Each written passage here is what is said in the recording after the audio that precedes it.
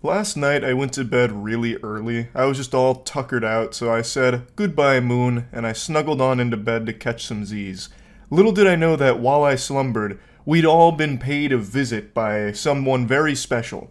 And I'm not talking about Santa Claus, but I am talking about another man in a red shirt. Nikocado Avocado. I woke up this morning in a different timeline. I think we shifted back to the Berenstain Bears universe and left the Berenstain Bears universe behind. 2 steps ahead. I am always 2 steps ahead. This has been the greatest social experiment for my entire life. So I am the villain because I've made myself one. This moment right here is this generation's I Am Your Father. This is up there with the Darth Vader identity reveal. Perhaps one of the most unexpected things I've seen in quite some time. When I was watching this, I let out an audible whoa.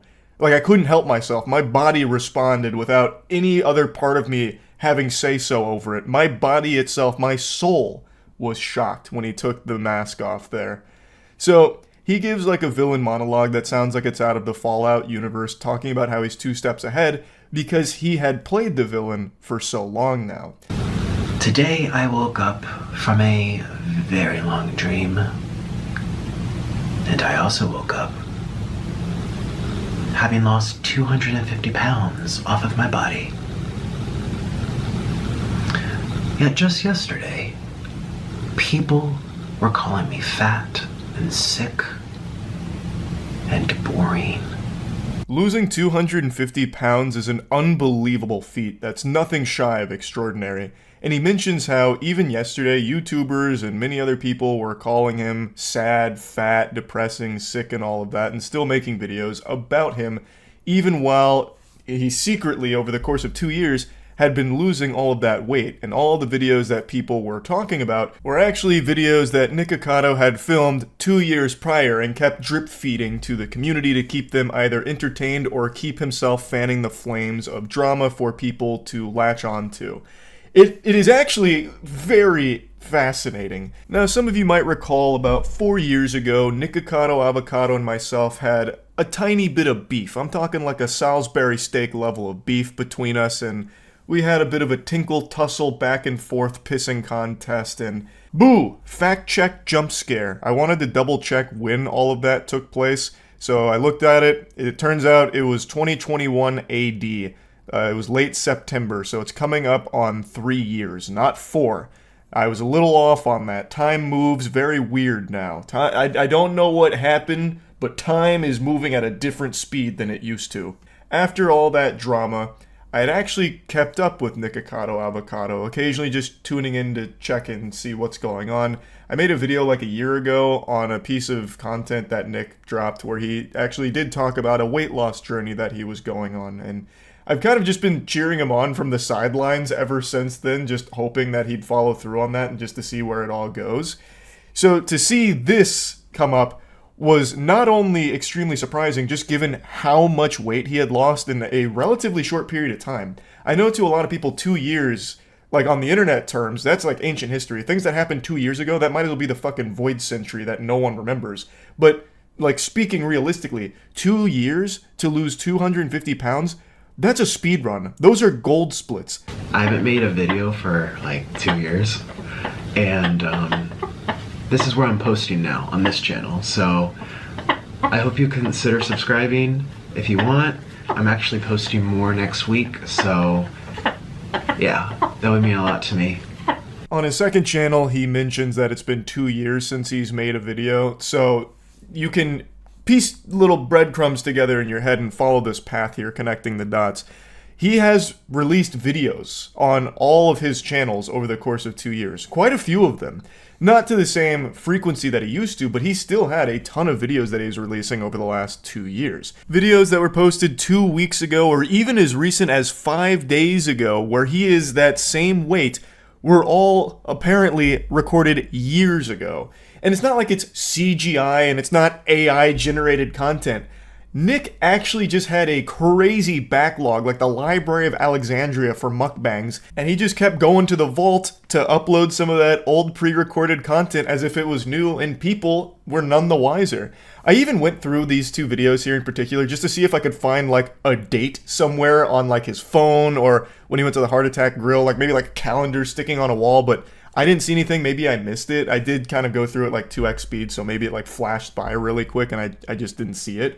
But I do believe him that these were recorded years ago, because that's the only logical explanation for how he is 250 pounds down right now, yet 5 days ago he has a video at the Heart Attack Grill where he's still like 400 pounds or whatever it was. Dude was playing chess while the rest of us were playing checkers. He played us like a goddamn violin, and Nick loves the violin. Many of you might not remember this from the Nick Expanded Universe, the lore, but he was actually an incredible violin player. He was more decorated than like Captain America in terms of accolades when it came to this. Like in his field of violin, he was a very well-regarded, talented player. And he came out here and just fucking Gangnam styled on us. He really did play us like a sweet melody on that instrument. It was a long 8 years, wasn't it? It was a long 8 years. And I didn't think that it would have gone this long, but it did. And it was like a bad dream that, yeah, it was like a really bad dream that we were waiting for it to be over. And it's over. It was just a dream.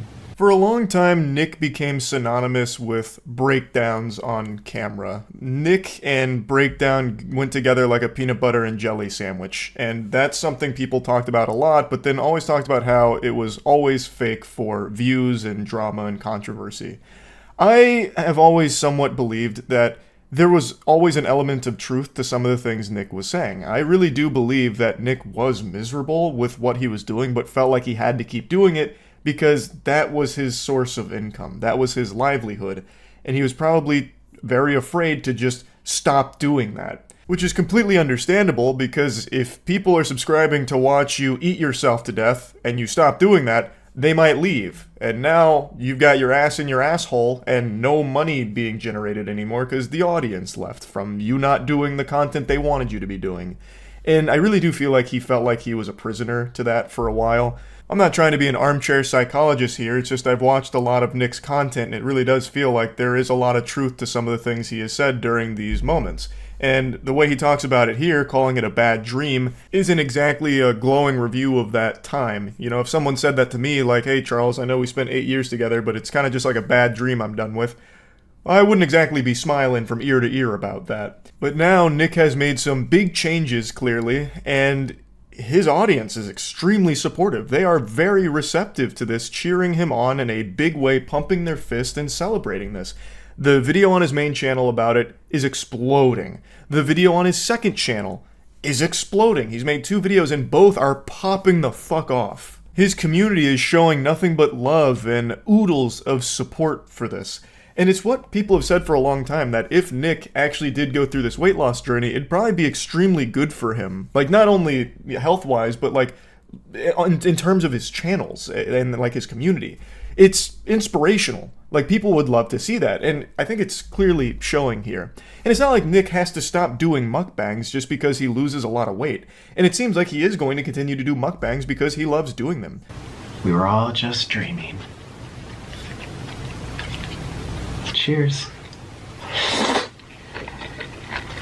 And I love being a mukbanger. I love food. I like eating food. And I like being here. So let me know what you think.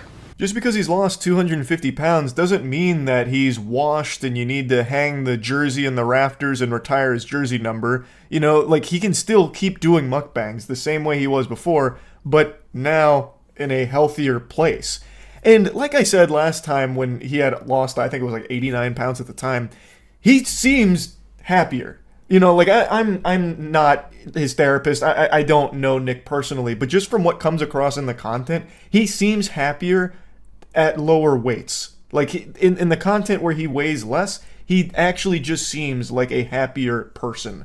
At least that's the impression I get watching it. So it's really something to celebrate here with what Nick has been able to accomplish.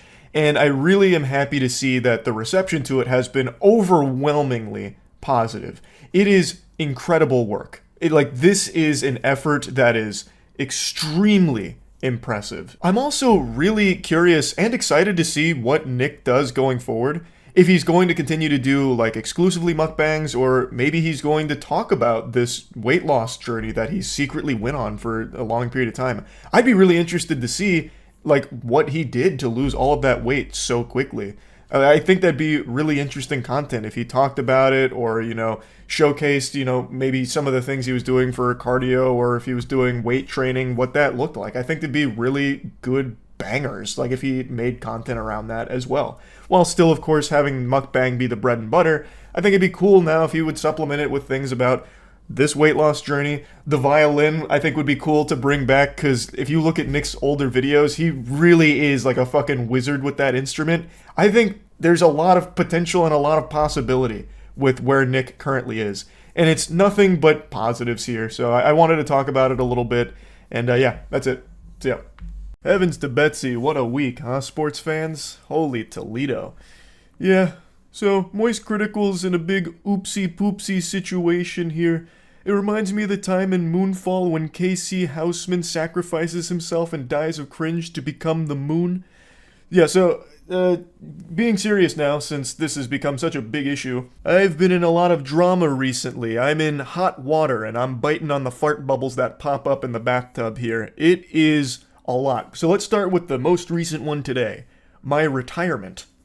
I didn't know I was retiring. That's news to me. I'm as shocked as all of you are. I had a ton of fun last night playing a game called Clickleding, which is basically like a cuckoldry simulator, but for clicking against like the Lorax in a hotel room. And I just did like an old school gameplay commentary video. I was bubbly, full of jubilation. I posted it today only to learn that I'm just a big old fucking liar. Liar, liar, plants for hire, I suppose. Apparently, and I didn't know this until I posted the video, everyone was under the impression that I was quitting the internet. So I started scratching at the hair on my chinny chin chin, wondering, when the fuck did that happen? Was I sleepwalking? Do I have somnambulism? Is this some kind of like, Fight Club situation? But instead of like Tyler Durden, I have fucking Charles Turden here that's just making wrong announcements. It turns out the patient zero behind all of this was a post Jackson made announcing that I would be leaving the podcasts, which is something I thought about periodically for quite a few months now, mainly because I started to recognize that I was becoming the very thing I'd make fun of with being chronically online. Like, I just was always online, and the podcasts were a big proponent of that, and I just kind of wanted to scale back the amount of time I spend online, and I kept Jackson in the loop the whole time here about where my head was at, and last week I told him, hey man, I think this is going to be where I hang up the jersey, you can put it in the rafters, throw it in the dumpster, but I think I'm just going to be, sailing off into the sunset here and just reducing the amount of stuff I do online. Which he completely understood, so he made the announcement just letting people know that, and then that got spun on Twitter and Reddit as Moist Critical's taking an indefinite hiatus and quitting the internet, fundamentally. Don't know when I'll be back, he's done with the internet because of all this controversy. Patooey on his grave, he's gone. When looking at the post, I don't even know where that's coming from. It's literally just talking about the podcast and me just stepping away. Like, it doesn't extend beyond that. I can't even wrap my tiny noodle around how anyone could perceive this as me being done with the internet entirely, but that's the story that they ran with, and that's what most people saw, not the actual post. So everyone thought I was quitting the internet, so I posted that video that I was really happy with because it just felt like an OG old school video that made me happy, and then bang! Just a flood of comments and dislikes all saying shit like, how could you fucking deceive us? I thought you quit, huh? What happened to leaving, huh? I just read this post on Twitter from an account that had a profile pic of titties photoshopped onto Thomas Edison that said you were done, and it had 50,000 likes, so I know it was true, and you're just a fucking liar. I can't even just peacefully walk away from some projects without it being a massive fucking reaction over actual nothing burger information. And trust me, no one has a palate more refined for nothing burgers than me. I have ranted about the stupidest shit of all time, but this was mind-boggling even for me. So to set the record straight, no, I'm not retiring, despite what the experts are telling you.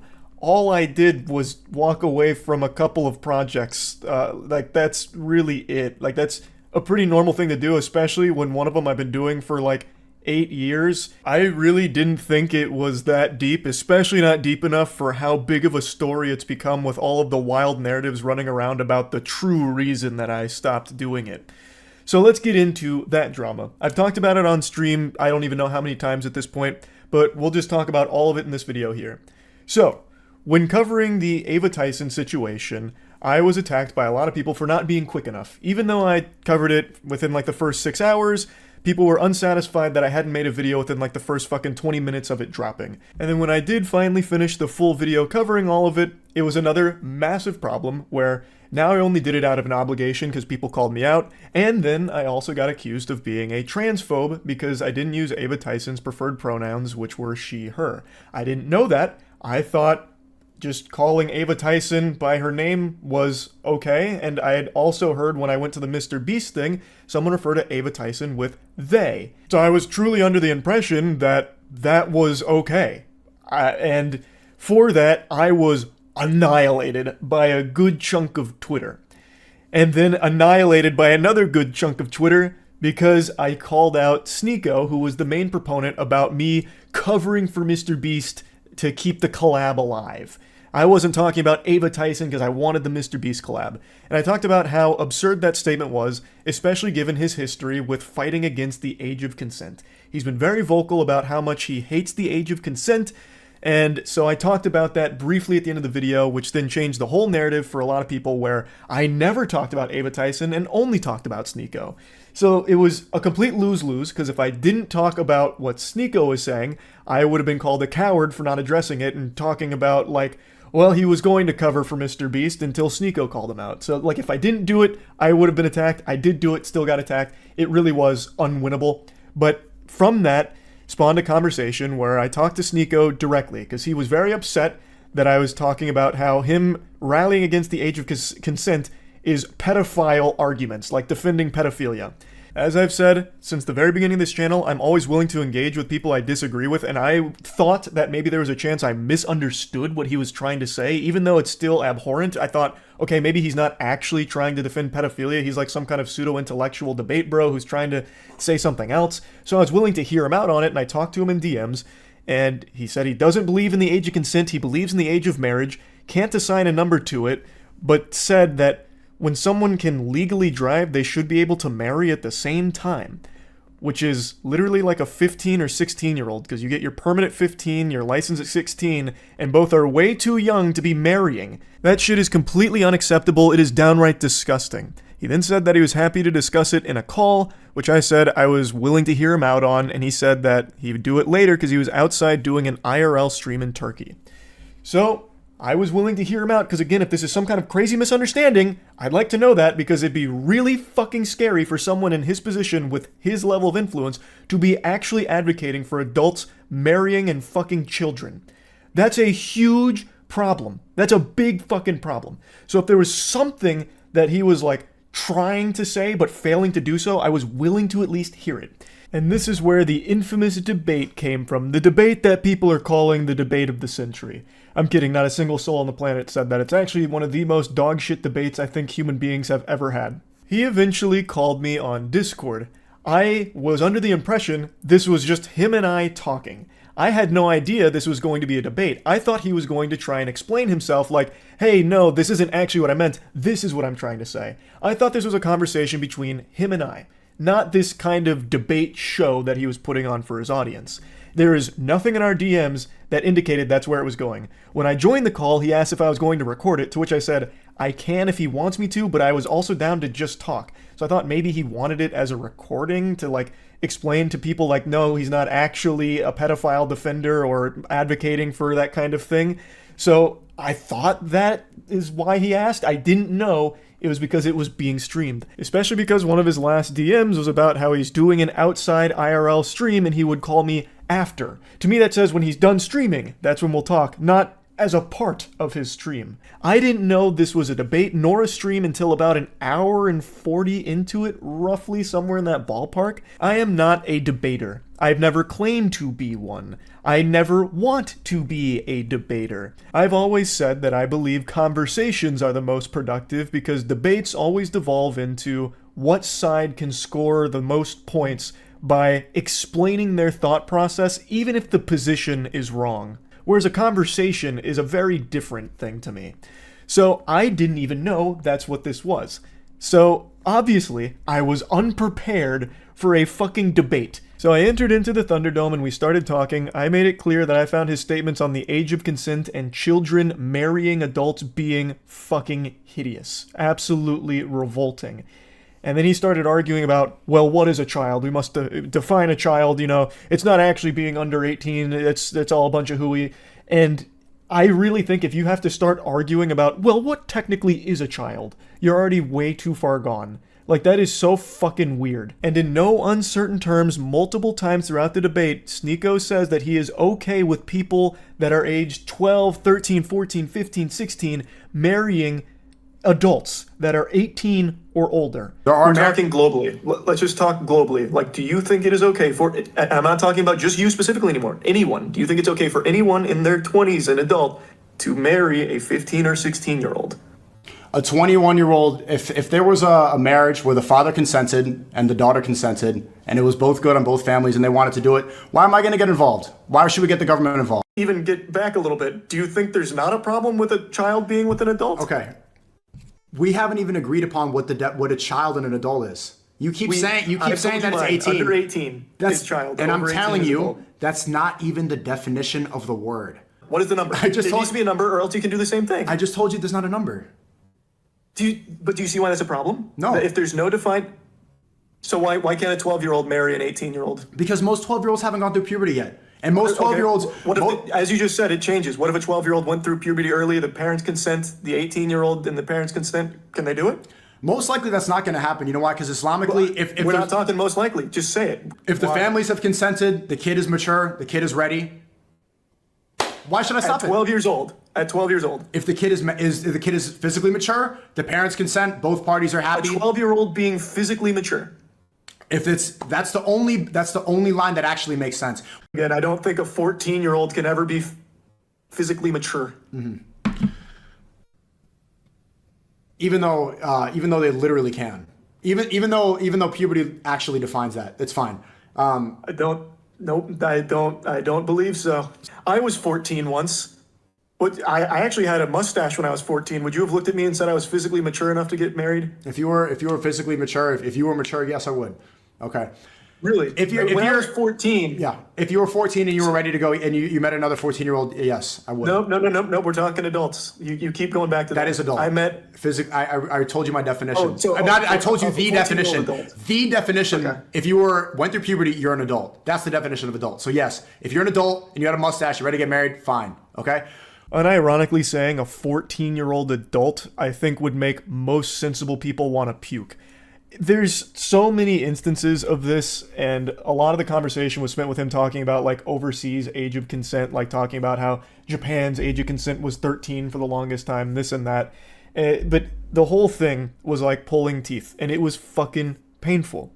And I think it's extremely alarming perspective to have. Unironically calling a 14-year-old and 12-year-old mature enough for a marriage, those are middle schoolers. Like, holy shit. I think that is extremely concerning to be advocating for something like that. Like, would Sneeko be okay if his best friend ended up marrying a 14-year-old? He certainly shouldn't be. No one should be okay with something like that. Like, that's fucking terrible. That is actually terrible.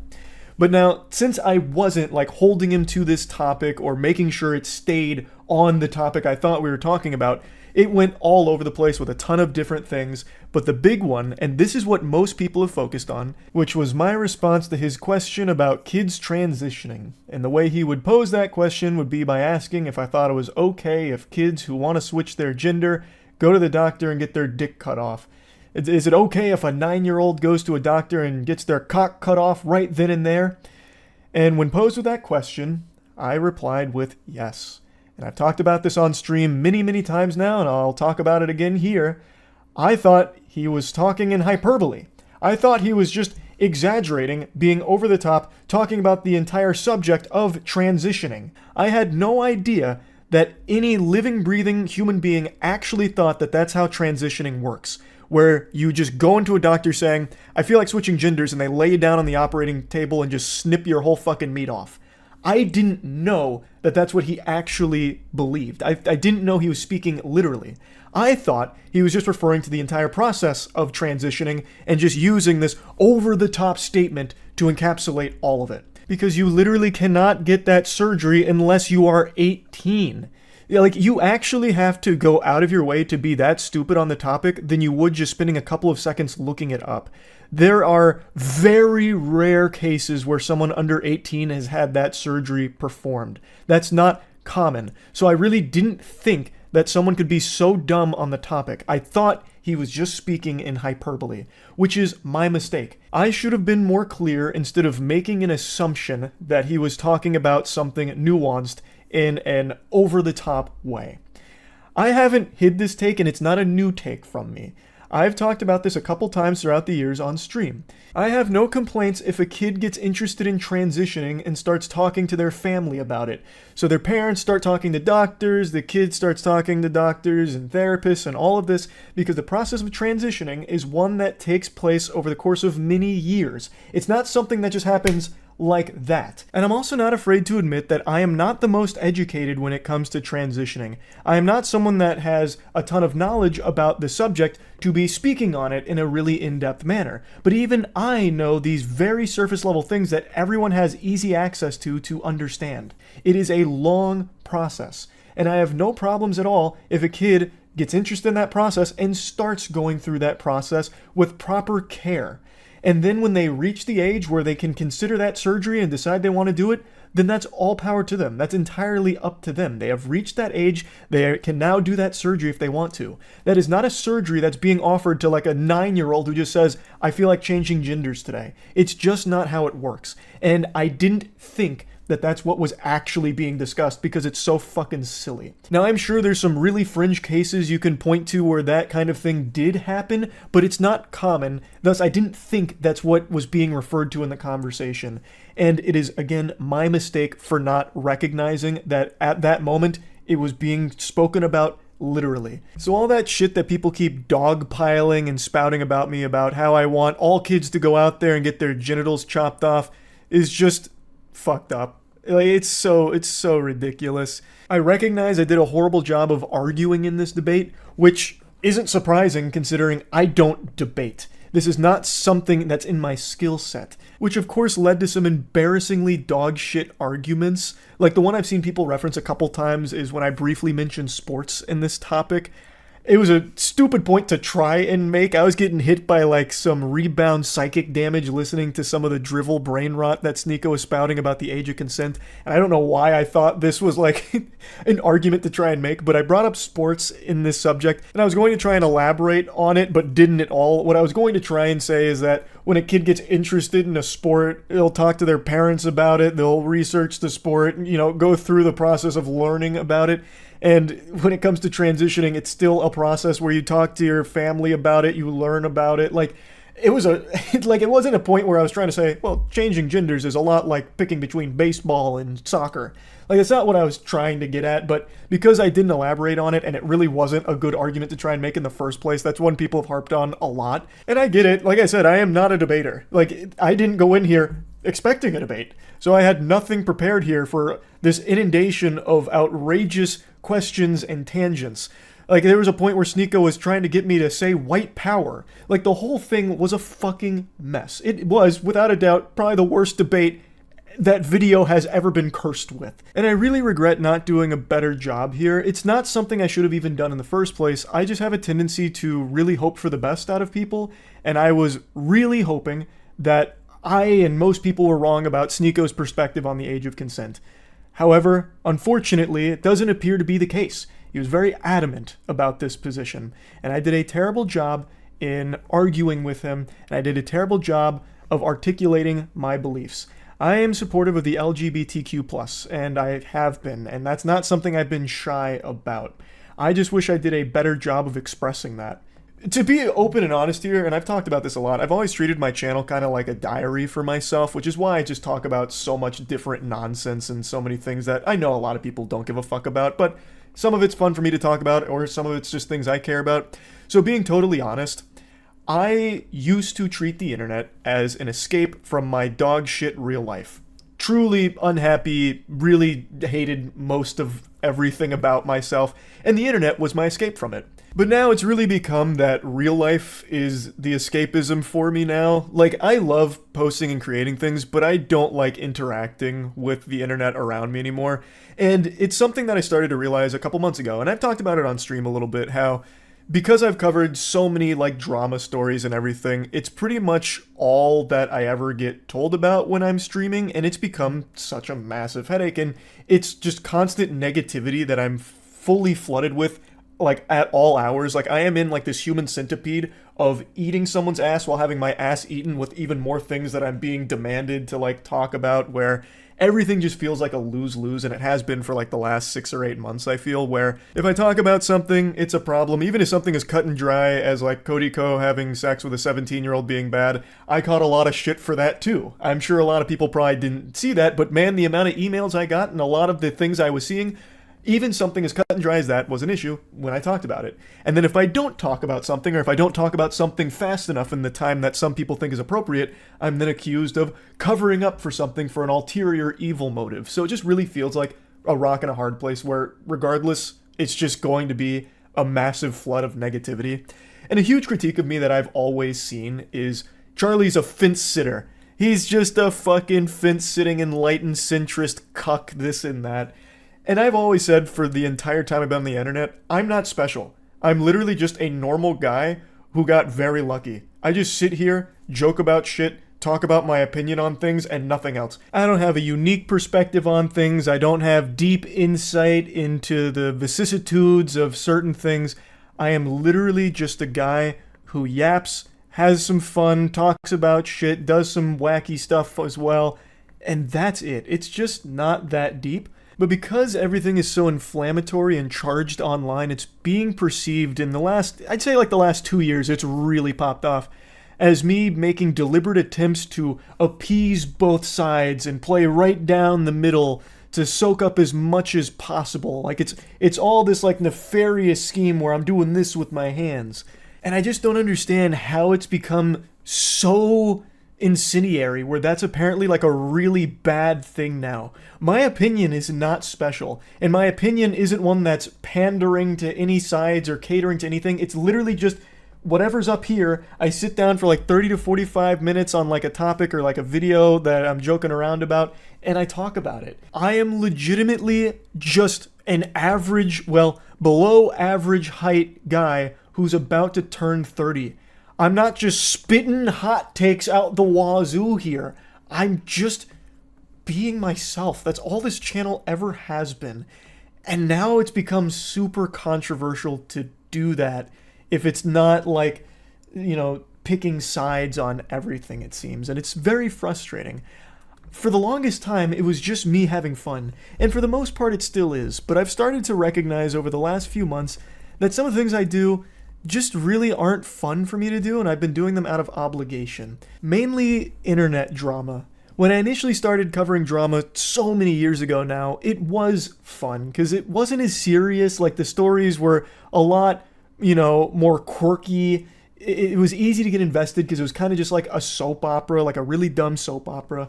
But recently it's been much more serious, and I feel the need to talk about these things because a lot of them are extremely serious with very important topics to discuss. But it has become draining. As much as I never wanted to admit it, I've started to recognize that my mood is immediately impacted by whatever I read on Twitter in the morning.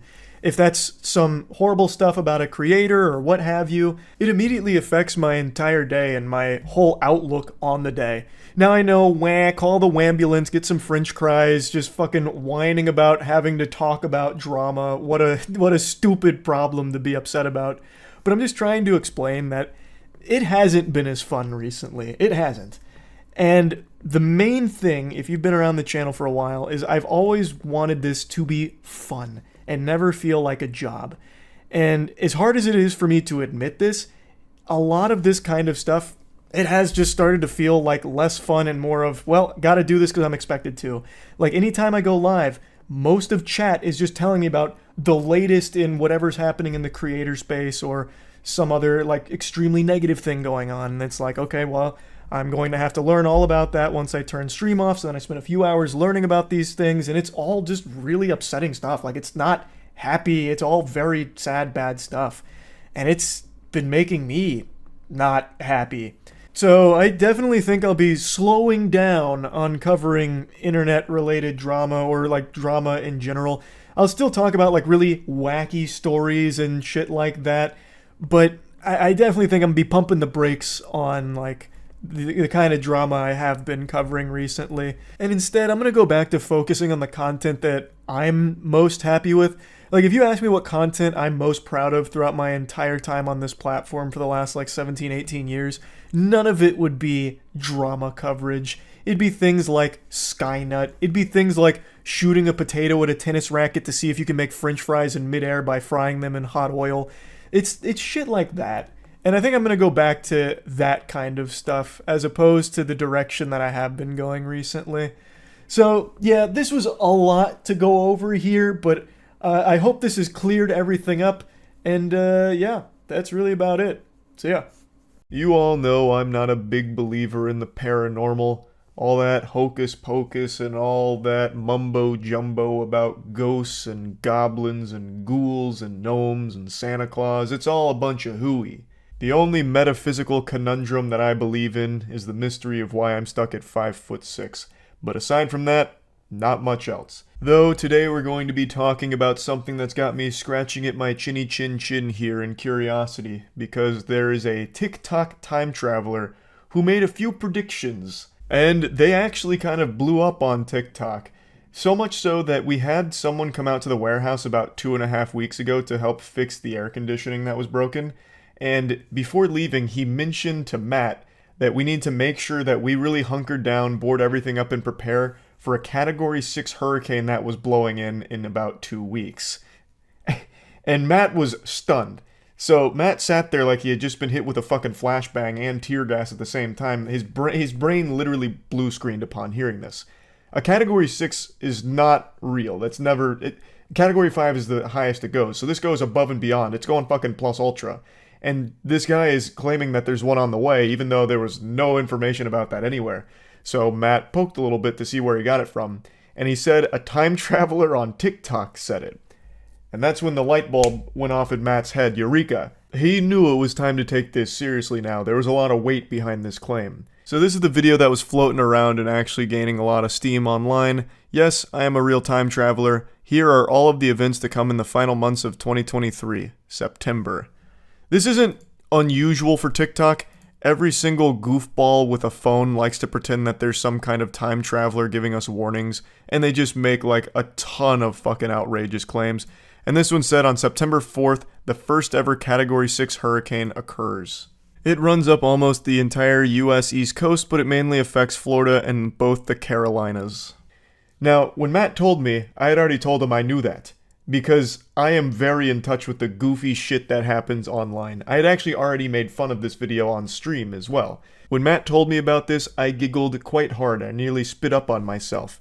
I still can't believe that real human beings in the real world will see some shit like that on TikTok and not give an iota of thought to it, and never even have the idea that it could be a lie cross their mind. This is a complete stranger on TikTok claiming to be a time traveler, making outrageous claims, and then some people just pog out to it and take it at face value, believing it. Like, holy shit, a Category 6 is rolling in, we gotta get fucking prepped. John Titor on TikTok said so. John Connor, Johnny Silverhand, the TikTok time traveler, this asshole said a Category 6 is coming, so it must be true. It's amazing. But the reason that I mentioned this was 2 weeks ago is because fast forward to now, and we had Hurricane Lee forming, and it was a very quick Category 5 and only getting stronger, threatening the East Coast. And a couple days ago, Matt told me, Charles, if this turns out to be right, we're gonna feel real fucking silly for making fun of this. He tried to warn us, but we didn't believe him. And I was actually starting to panic a little bit, thinking the universe around me was crumbling. My understanding of this very dimension we inhabit was starting to be called into question here. Maybe this was the one asshole telling the truth and is somehow an actual time traveler trying to get the message across. And I spit on it. But then it turns out, no, he was completely wrong. He not only predicted the wrong date, but he made like 5 other predictions that are just ridiculous. And also, Hurricane Lee has lost most of its strength. It's still a Category 3 hurricane as of right now. And it's also not going to Florida like the time traveler predicted. I also want to show you the other predictions they made in the same video. They said on September 10th, 20 people are chosen to see the afterlife to know what it is like when you pass. What does that even mean? Does God hold some kind of reality show competition to choose 20 people to take a peek at heaven? Like, what is this? A deal or no deal situation? 20 people get to take a vacation to the afterlife? Do they come back? Because if not, this is just 20 people dying. And if that's the case, the bigger news on September 10th would have been that only 20 people in the world died. Because I've got news for the time traveler here. There's far more than 20 people seeing what the afterlife is like every single day. So this one, I just don't fucking understand at all. They then say, this makes the entire population to focus on finding a way to live much longer, as less than 5% are happy after. So I guess whatever time that this guy traveled from, they lost the ability to write in proper syntax. This is broken. I can't even deduce what the claim is. So after 20 people take a visit to the afterlife, less than 5% are happy after, and the population focuses on ways to live longer? You mean like what they're doing every single day? Science is constantly striving for ways for people to live longer. And that's without the 20 chosen afterlife spectators. And again, do the people that go to the afterlife come back to tell us about it? Like, what the fuck? Now, the next one is still upcoming, so this one still remains to be seen. But on September 18th, they claim that an invisible wall is put down to surround Mexico and Guatemala. It was put there by a hostile alien species to try and weaken us when they attack. Why? Why would they be putting an invisible wall there? Did they just play a ton of Starfield and see how effective invisible walls were or something? And if they have that kind of technology, why not just put an invisible wall around like pretty much everywhere? Cut everyone off. And also, why even use that in the first place? They also just fucking attack. If they're here, they'll probably beat our ass in an all-out war. The final claim from the time traveler for September of 2023 is on September 23rd, a Spirit Airlines plane crashes in the middle of the Atlantic Ocean. It actually went through a wormhole where it is 2 seconds to them, 6 years to us, and they return in 2029. Call me crazy, but I highly doubt that last one's happening. But who knows? It still remains to be seen. I really think that this was probably made by a teenager. That whole last section there just feels like it was a piece of his creative writing course for like his English class or something. Which is fine. Like, it's really not that big of a deal. But somehow, we met a person, a real living, breathing human being outside of the internet that believed this shit. Like with the upcoming Category 6 hurricane. So much so that they were trying to tell us that we need to prep for it. I'm assuming they had already started stockpiling like doomsday preppers getting ready for it. And that is tragic. That we've reached the point where people will actually believe anything. Not that I'm surprised. I'm not surprised by it. We see this all the time on Twitter where people will believe the most outrageous shit without even a single morsel of evidence to support it. But I've just never seen it in the real world. I thought that was mainly brain rot internet brain, but no. This was a seemingly completely normal guy and just happened to really buy into this hype that there was a Category fucking 6 hurricane that was coming in like 2 weeks. But you know what? I'm putting the carriage before the horse here.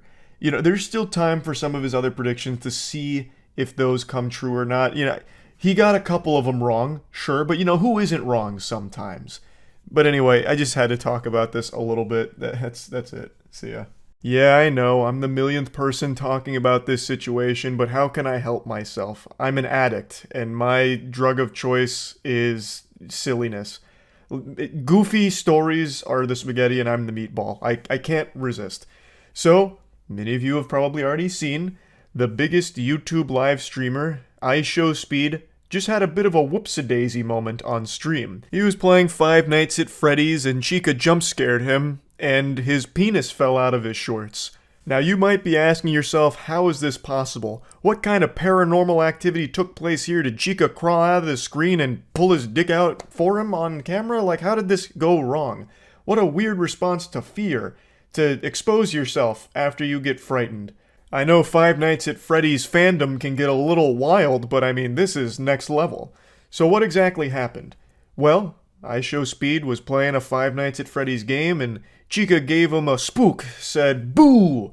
And in response to the jump scare, Speed stood up, saying that he wanted to fuck Chica, and he was thrusting at the camera. One thing led to another, and then bang, penis. So, as you can imagine, this was a pretty embarrassing moment that, of course, blew up online. More like I show meat, am I right? This situation could lead to an extended vacation from YouTube streaming because nudity is against their rules, but there's a chance that they don't enforce it super strict here since it was an accident. They have been somewhat loosey-goosey on these rules in the past. Like, even just a month ago, there was a channel that blew up thanks to a viral video they made of a guy naring his butthole. Just full asshole on display, no censorship, nothing like that. It's just his brown balloon knot getting nared. And it was totally fine, still on the platform. And that's thanks to their educational content override policy where you can have things like a chocolate starfish getting de-haired without censorship, and it's okay because there's educational context around it. Though in this case, with the IShowSpeed cock situation, I don't exactly know what argument you'd make for it being educational unless it's like this is educational because it demonstrates how not to react to a jump scare, I guess. I don't know. But since it's accidental, they might have some flexibility on not like banning him for it outright. We're gonna have to wait and see what happens with it, but I don't think this is going to end up with like the termination of his account or anything. But he may get some kind of community guideline strike which would prevent him from streaming for a certain period of time. And to think this whole situation could have been avoided if he just wore underwear. This isn't a segue into an ad or anything like that. I was just thinking to myself, when was the last time I wore pants without underwear? And it's been so long. I'm 29 years old now, so I've started to get those old man nuts that hang real low and just bounce around chaotically. So if they're not supported by underpants, those bastards will just be swinging around like they're playing a game of tetherball with each other. My testicles will just be going hog wild down there, and it doesn't feel great. So I couldn't even imagine myself like jumping around and being active without undergarments on. I would injure myself very quickly. Now, of course, when it comes to on-stream wiener moments, the great dark side Phil always comes up because DSP has one of the most iconic stream clips of all time where he didn't realize he was live and then started masturbating. But you couldn't see any shaft or anything. The schlong was still left to the imagination. He did finish. He tilts his head back in ecstasy as he finishes, but you never saw anything. In this case, he actually does just have his entire cock out on screen for a moment. He flashed the entire screen. So it's definitely more extreme than the Dark Side Phil event. And the whole thing has obviously led to a lot of discussion around like what's going to happen next, because clearly this is a violation of rules, but it also appears like it was an accident. So how harsh is the punishment going to be? And I guess we're just going to have to wait and see there. It does seem accidental. I think he wanted to have like an over-the-top overreaction to jump scares that a lot of streamers and YouTubers do, and he just went too far with it, leading to just this disastrous wardrobe malfunction moment.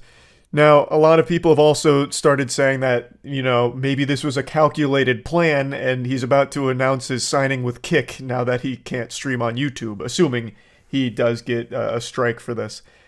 And I have to say, that's a pretty interesting theory, because I don't think this was a premeditated scheme. He didn't pull his cock out and start dangling it in front of the webcam like he was giving a puppet show or anything like that.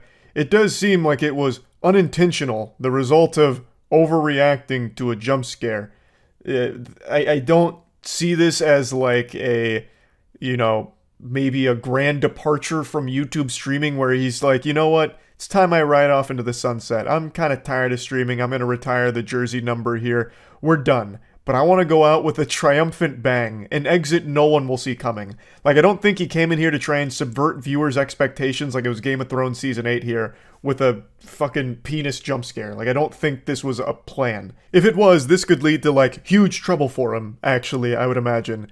He knows his audience skews on the much younger side of things. A lot of the IShowSpeed audience is young, and a lot of those kids were probably watching this stream, especially considering it's Five Nights at Freddy's, which is predominantly a kid's property that they really resonate with. So I don't think the idea would have crossed his mind like good content would be exposing myself in front of all of these viewers, many of which are minors. Like, I highly doubt that was a thought that crossed his mind. Now, of course, the fact that it still happened is awful, but I just really don't think it was a plan. Of course, the overreaction to the jump scare is a plan. Like, that was definitely something he decided he was going to do with, like, going crazy about the jump scare. But everything that happened after that, I don't think was some kind of calculated plot. So yeah, I just wanted to talk about this. That's really about it. So yeah. Jiminy Christmas, sports fans, buckle your seatbelts, because I'm about to take you on a wild ride here. And I don't want your, noodle getting blasted against the side of your skull, because this is a lot of information you're going to need to be processing to keep up with the lore. So, yesterday, and I'm sure a lot of you have been keeping up with this as well, but I'm still going to lay out the bare bones of the situation. Yesterday, out of nowhere, there was a statement posted on Lil Tay's Instagram claiming that she has passed away, as well as her brother. Lil Tay is 14 years old, so obviously this was very shocking to hear for a lot of people. It's just an extremely sad situation. Not only did she pass away, but now they've just revealed that the brother has also passed away. Just horrible all around. This was a huge story and just like a complete out of nowhere event that caught everyone by surprise. And it also seems a lot of people forgot who Lil Tay was, because it's been 5 years since she's been active in the cyberspace, and in internet time, 5 years is ancient history. That shit's going back to like the primordial ooze. Nobody remembers things that happened 5 minutes ago, let alone 5 years. So I'll just go ahead and give you a brief refresher here. Lil Tay was a 9-year-old influencer who blew up in 2018 by posting content of her flexing money. She'd also do tours of mega mansions talking about how she buys them all the time. She'd be in expensive sports cards and say shit like, I don't have a license, but that doesn't mean that I still can't own the goddamn Batmobile. And then she'd do like a fan of money, like she was a magician, asking you to pick a card, but the only card there was Benjamin Franklin's. The content was basically just, here's a 9-year-old who's saying absurd things and has a seemingly absurd amount of money. Now, obviously, no 9-year-old is going to really act this way. This was all a persona. But it turns out it wasn't like her idea or anything. It's actually a pretty sad situation. As more details arose here, it turns out the people closest to her were the ones basically controlling her whole life. They gave her this role that she was forced to play. They'd tell her what to do and what to say, and they'd get all of the expensive cars and mansions set up so that way she could go film content in there and flex on everyone, so that way they could capitalize off of her viral fame. It's a classic case that we've seen a million times in Hollywood, with absolutely degenerate scum using their kids to live vicariously through and make money off of. It's just abhorrent shit, really. Now, obviously, when this news broke, everyone was surprised and upset. However, there was a small number of people who got suspicious, because in the past, the Lil Tay Instagram account has actually posted something out of the blue before with some very disturbing allegations. It's since been deleted and buried, but it was enough to at least put it on people's radar as something that maybe requires a little more investigation, just to ensure that there's no fishy business, or it's not some kind of lie or some hacker pretending to be the family of Lil Tay and making this announcement. So there's a group of people that did some super sleuthing, cosplaying as L from Death Note and just putting together the puzzle pieces, and most notably this included TMZ. So they had been contacting like police departments as well as other organizations, just asking if they had any death certificates or records of her passing or her brother's passing, to which they all said no. And eventually, TMZ apparently got in contact with Lil Tay herself directly, who confirmed that it was all a ruse. Her and her brother are very much alive, and all of this hoopla was the result of a hacker getting access to her Instagram. She said, I want to make it clear that my brother and I are safe and alive, but I'm completely heartbroken and struggling to even find the right words to say. It's been a very traumatizing 24 hours.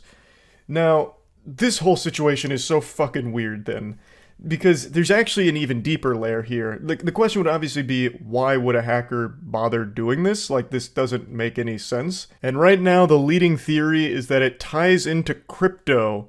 And let me explain. I actually learned about this from a publication speculating on why this might have even been posted in the first place. So it turns out there is a crypto coin called Lil Tay token, and it's existed for a little while now, though I don't think it's fully released or anything like that.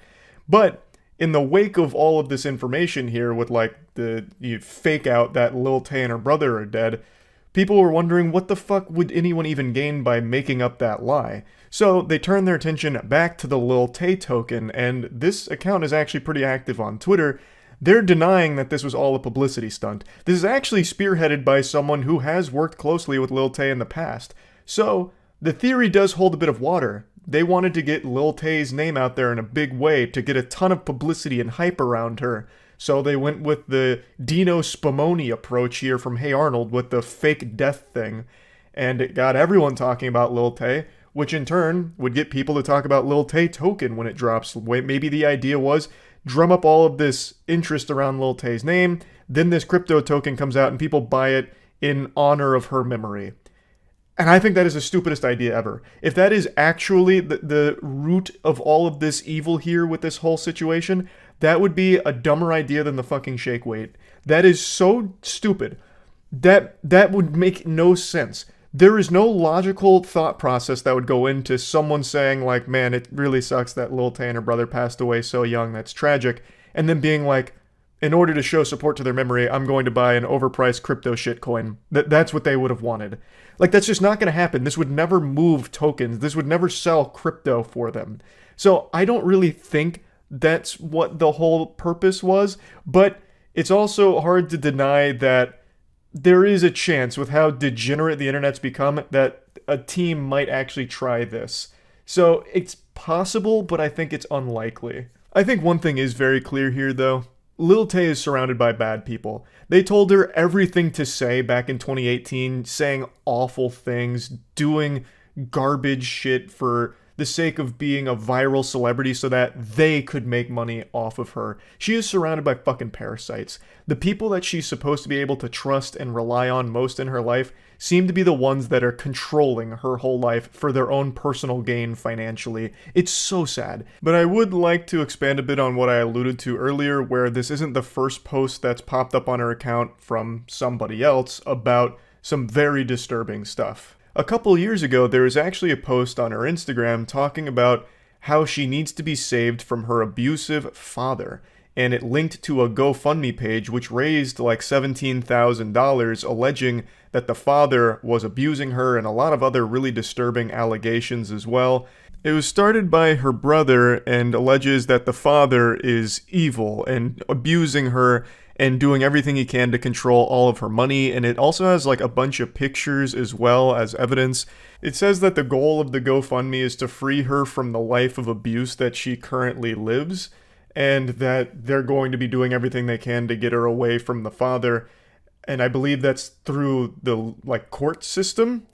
But I haven't been able to find any information on that or any updates on the situation at all. There's only one update provided on the GoFundMe, and that was like a week after it launched, where this is what was said. I want to take this time to personally thank everyone that believes the truth and supported Tay even through the conspiracy theories. Please realize the Supreme Court case directly involving a minor is not public information. All documents are sealed and will not show up in the registry.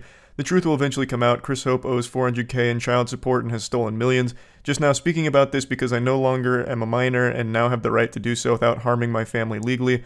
All people alleging that I am stealing money through a GoFundMe, please look at the facts, look at the police reports and the abuse. This is a serious situation. I feel like if you raise $17,000 for a situation as serious as this, you would want to keep people updated on what's happening here, and people would want to know. But somehow, this has just flown completely under the radar. I can't find any follow-up to any of these claims or anything that's happened since this GoFundMe. The brother hasn't said anything on it, which is fucking weird. A lot of people apparently accuse this of being a scam, claiming that the brother was taking the money here from the GoFundMe for himself, just pocketing it. And I can see why people would think that, because he hasn't fucking said anything about it. He hasn't given any updates on anything here. It's just been complete radio silence for the last couple of years where no one knows what's going on with this. And that doesn't make any sense. Why wouldn't you keep people in the loop, especially because it's so serious and people are directly donating to try and do their best to help? The brother of Lil Tay has been a very controversial person since the beginning of Lil Tay's career, where there's a lot of accusations against him for a lot of different things. So the fact that all of this here, the hashtag Save Lil Tay movement, all of it that he was putting out there to try and get some steam behind has just vanished without a trace from him or anyone else involved here. It's all really weird. So the post out of the blue claiming that both Lil Tay and her brother had died is not the first time that something has popped up on her Instagram out of the blue with some very alarming stuff. So the whole thing is baffling. It's such a weird mess. I don't know why a hacker would take over her Instagram account to make that post, and I also don't see why anyone on her team would make that post either. There's just nothing to be gained from anyone, no matter what angle you spin it. Like, even the crypto angle, assuming that theory is even remotely true, there's nothing to gain there. Like, there's no one wins. Like, nothing makes sense about this situation. So, yeah, it's just been a weird, wild ride here with this whole story that I just wanted to go over. That's about it. See ya. What I want to talk about today is something extremely infuriating. So if you're in a good mood right now, I tell you, you better kiss that thing goodbye, because there will be no happiness left after this topic. I've talked about for a while that TikTok has rotted the minds of all of its users and convinced them that they're the main characters of the entire world, and everything that happens around them is just a prop that they can use to get views and clout on TikTok. And today I learned about an absolute piece of shit named Alex Bodger. Alex Bodger pulled a Logan Paul. You remember when Logan Paul filmed the dead body in the Japan suicide forest and tried to use it as like the subject of his video, like, whoa, that's a dead body. He killed himself. What the fuck is this? You know, like, I'm still surprised Logan Paul didn't start slapping Maverick merch on the corpse. Like, he was really playing into it and using it as if it was some kind of great thing for him for views as a viral video. Well, Alex Bodger took a play out of Logan Paul's playbook, but even amplified it. So, the situation was, there was an argument that happened at a Starbucks. A father had asked a stranger to stop vaping near his 3-year-old daughter. The stranger got very upset, and it escalated into a murder. He stabbed the father right in front of his daughter, and he bled out and died right there at the Starbucks. Taking the life of an innocent father all because he asked you to stop vaping for a minute is horrifying. What an unhinged, evil monster. It's such a trivial thing. Just, hey bud, can you just stop vaping for just a minute or two? Like, my daughter's right here and it's making us a bit uncomfortable. Like, that, there was just no reason this should have ever escalated at all to begin with. Dude must have been vaping stupid juice. He threw his life away as well. He's gonna spend the rest of his life in prison for this murder, as he should. Just an awful and sad situation, and it really does blow my mind reading stories like this, where someone kills over something so small. Like, there was just no reason to even be upset in the first place that this guy asked you to stop vaping. What's the big fucking deal? Just stop vaping for a couple of minutes. It makes no fucking sense to me. Now, where does Alex Bodger come into play? Well, Alex Bodger was nearby and saw the scuffle starting, and he immediately started filming it and caught the stabbing, at least the last part of it. So he walked over to watch the guy bleed out, and as he's bleeding out, he just keeps saying, "Man just got stabbed. He's dead, bro. He's dead." And then he's getting like multiple angles, like he was trying to film a fucking 360 video of this for TikTok. He makes no attempt at all to do anything helpful to the situation, like calling authorities or anything even remotely useful to trying to help at all. It's all just about his TikTok video for him. I clearly can't show you the video, it's very bloody and very disturbing, but I'll play the audio from when he walks over, and it only gets worse from here because he continues to film and he gets more and more excited that he just filmed the man's death. Man stabbed, bro, right here. Right here. This guy just stabbed this guy, man. This guy just stabbed him, bro. He's dead. He's dead.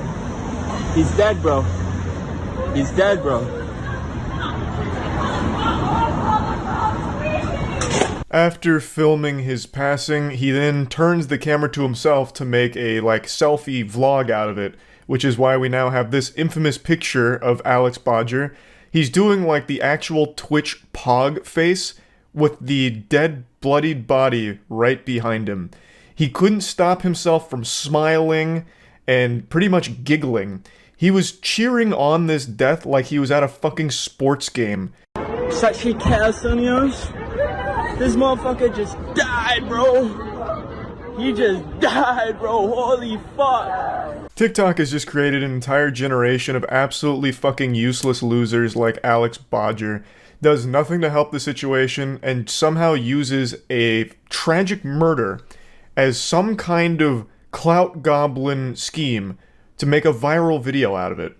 Now, luckily, there is still some shred of hope for at least some TikTok users, because this guy got fucking dunked on so hard he deactivated all of his shit because everyone was bullying him for being this subhuman piece of shit that he is.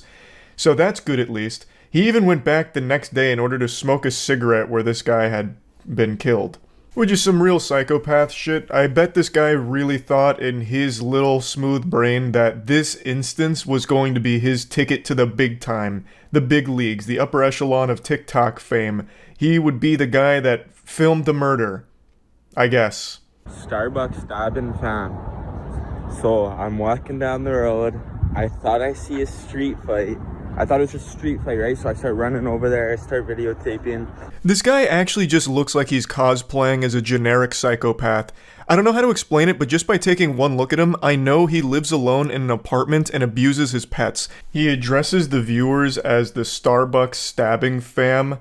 I guess that's what he's trying to call his community, or lack thereof a community. It's pretty clear that he doesn't actually think this is a serious situation at all. This video is supposed to be like his defense, his side of the story, explaining it, getting to the truth of it. You've all misunderstood me, and, that kind of deal. But it's really not that at all. And at no point does he even address why he decided not to even try and help or call authorities or anything and just sit there and film. I really thought this was just going to be a standard cookie-cutter influencer apology video, complete with the fake tears true combo, but it's something very different. And I see some blood, and so I just thought maybe there was a bloody nose or something. My brain wasn't really allowing me to believe what just happened. And I knew he was dead, but at the same time, and so this is my first time ever experiencing this, right? So my brain's just he's dead, and so I just start screaming because I don't know what the fuck else to do. The murderer is standing right there. All that's going through my head is holy fuck, I'm standing right here screaming he's dead while the murderer is right there. What if he comes at me and fucking kills me? Oh, brother, we got it all wrong. He was afraid, clearly. The murderer was right there, and this guy was concerned that maybe the murderer would come and kill him. He was so afraid that he stood there and continued to film the whole thing, including filming the murderer, while delivering play-by-play commentary as the father died in front of him. And then still continued to sit there filming and then turning it into a selfie vlog style where he starts pogging and laughing. It looked like he really was afraid, and now he's explained it, and now it makes sense. He was like a deer in the headlights, afraid for his own life, clearly. But I'm in so much shock, I'm just standing there doing this. And then I had what I thought was the most controversial thought of my life, which it was controversial, where I'm gonna say Satsi Kesanias. This motherfucker. But the motherfucker just died part, that smile on my face, that was out of uncomfort. I was so uncomfortable, I didn't know what just happened. That's how I always am in uncomfortable situations. I put a little bit of a smile on my face, And I fucking hate the way this guy talks. He is talking like he's still trying to woo TikTok girls with this shit. Absolute weirdo. He's putting that little, vocal fry in his speech, even though I know he has a lisp and is trying extremely hard to hide it here with all of this. And he's still taking, these trying to make these like flattering angles while talking about filming this guy dying and cheering it on. I'm surprised he didn't start like sticking his tongue out and biting his bottom lip, because he even did like the generic and like, you know, that kind of garbage. What an absolute fucking creepy douchebag. Now, for what it's worth, I know that for some people in a traumatic or scary situation, they cope with it with like a smile or something. That's not what he did here. Like, that's not the same response. Not only were you laughing and smiling, you turned the whole thing into like a song and dance for you, for your content. You turned it into content. That's not just being uncomfortable and smiling. You literally turned the camera around to film you and the dead body like you were at a goddamn spring break concert. Like, it's not the same. Like, you can't even come close to making a convincing argument that, well, actually, I was just uncomfortable, which is why I was smiling and, you know, started vlogging. It's how I deal with trauma. I'm sorry for the people that it pissed off. I've been called by the homicide unit. I shared my grief.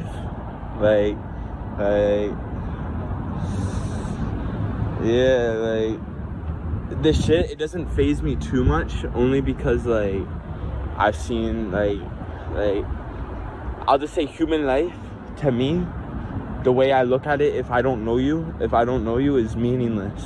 It's meaningless. I'm just keeping it straight up, but, yeah, he's dead. What can we do now? What a totally normal person thing to say. Human life, to me, if I don't know you, is meaningless. Oh, that's something not, you know, concerning to hear at all. That's not like a giant red flag. I'm also very curious where his brain was going when he said, like, it doesn't faze him too much because he's seen, and then he cut himself off. Also interesting that he contradicts himself, because he stated that he was, like, traumatized by the event, saying that every time he thinks about the situation, he gets a feeling in his chest of pure fear. But in this video, he's puffing out his chest and, you know, fucking spreading his lats like a bat, like he's such a big, strong man that this kind of thing doesn't faze him. So that's weird. What is it? Were you fazed by it, or does it not matter to you at all? And even in this video, said he shared his grief. Well, what grief? You already said you weren't really fazed by it, and since you didn't know the guy, his life had no meaning to you. So what the fuck are you talking about? I really feel like this guy has no actual human emotion whatsoever and is trying his best to put on some kind of show to prove he does, but it's very unsuccessful. The whole thing fucking sucks. This guy is an actual piece of shit, and it infuriated me, so I wanted to talk about it a little bit. Horrible, horrible situation, and that's really about it. So, yeah.